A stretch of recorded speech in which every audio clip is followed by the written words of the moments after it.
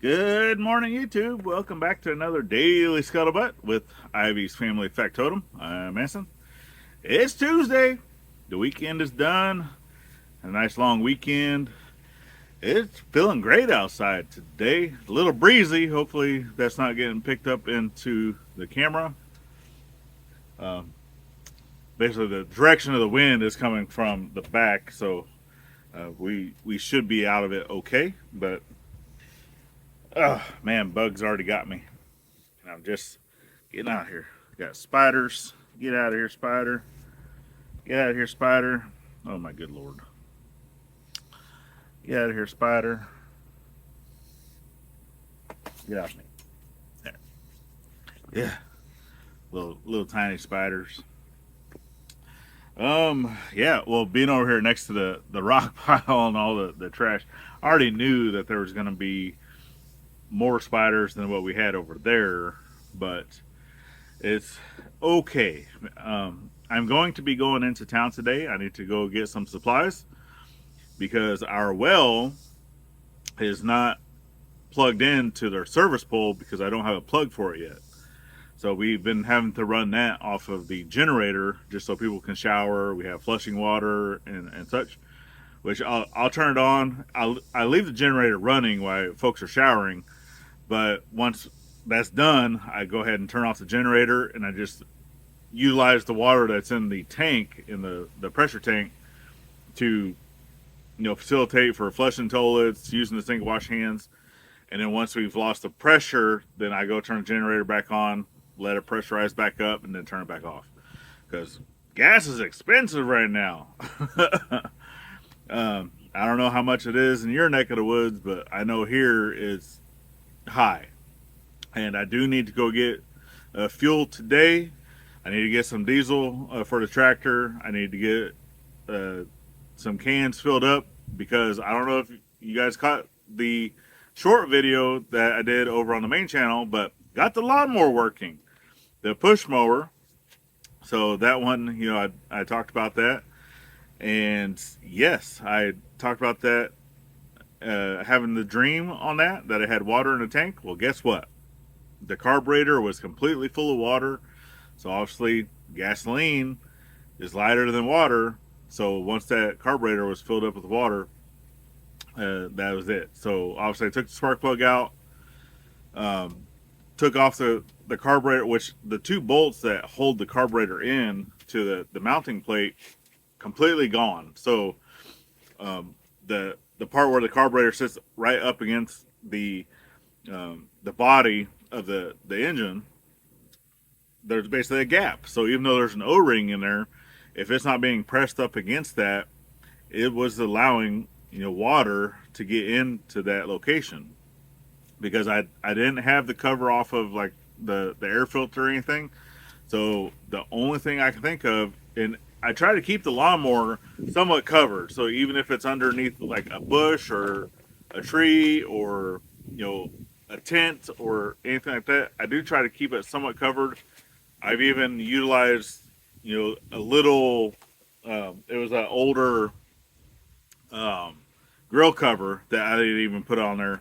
But yes, it has been rained on a couple times, and I'm 100% certain that all the water that got in there was going into that carburetor area.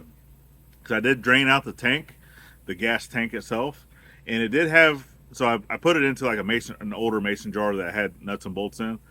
Obviously, I took nuts and bolts out, but I put that in there just so I can see how much water was in the fuel tank, and there was actually a little bit of water in the fuel tank as well. So I'm pretty sure that just went from the cap, or I don't know how it necessarily got into the fuel tank, but I was able to siphon that out because I do have a hand pumped siphon that is, you can pump fuels, you can pump gasoline, diesel, oil, you can pump that with that siphon.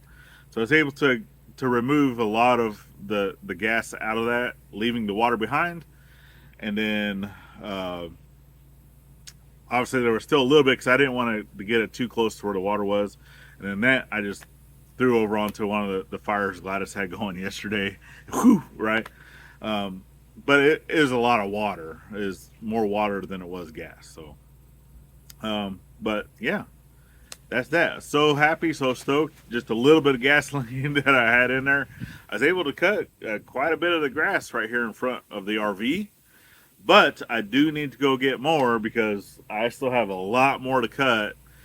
And it's just a blessing that I was able to get this operating and going before this weekend, because we are expecting folks to come over for this weekend, which I need to send out some reminders and just to see exactly how many folks we got coming, because yeah, I need to know how much food to get.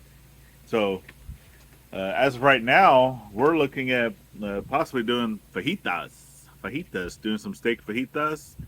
I might even pick up a little bit of chicken, and who knows. So if we do half steak, half chicken, give a little bit of variety, but that's what we're looking at doing. And might even be able to get Gladys to make some homemade flour tortillas. Yep, putting her to work on her birthday. But we will see. Even if we just go and get some of the corn tortillas, I'm more than happy with that. We can even heat those up on the griddle. But super stoked that the lawnmower is operational. Get this place looking just a little bit better for when folks come over to visit for the first time, a majority of them. So excited. But I'm going to leave this one fairly short. Like I said, I need to get into town. I need to get some stuff purchased for the well pump and get some fuel. That's a big hit to the pocketbook, because I also got to fill up the truck. So that's always yeah. It is what it is. I might even take a propane tank with me, get that filled up, because the gas or the mower, right? Because some of the gas stations around here that we normally go to has the ethanol 15 instead of the 10. Well, our mower can only use between the 0 and 10. So one of the other gas stations is on the other side of town. It's a little further drive, but that's okay, because that's also where I go to get propane, which I want to make sure I have a full tank for the grill, because the tank that we've been using for the grill, Gladys was using for burning a lot of stuff. So just establishing a driveway in the front, establishing a fire pit area back behind the RV where it's close to the rocks, just getting some walking paths in there, since I still have to go over there to be able to dump the sewage, right? You got to get over there to open valves and stuff like that. But yeah, man, we're so excited. So far, just in the couple days that we've been on this side, life has been so much easier. So much easier, not having to haul water, not having to haul sewage. I am so thankful that we were able to get it over here. And like I said, we originally had planned on Jason and Tara from White Rock Homestead coming here to help us move the RV with their bigger truck, but we were chomping at the bit, y'all. We couldn't wait. So now whenever they come here to visit, we just have more time to sit around, visit, chit chat, maybe go fishing, just go do whatever without having to work. So that's always a plus. But all right, y'all, I'm gonna go ahead and leave you there. I need to get into town. We definitely appreciate you guys for following the journey, helping us grow, sharing us out. It's greatly appreciated. And last but not least, remember to always thank a veteran at every chance you get, not only on Veterans Day. And we'll see you on the next one. Later, y'all.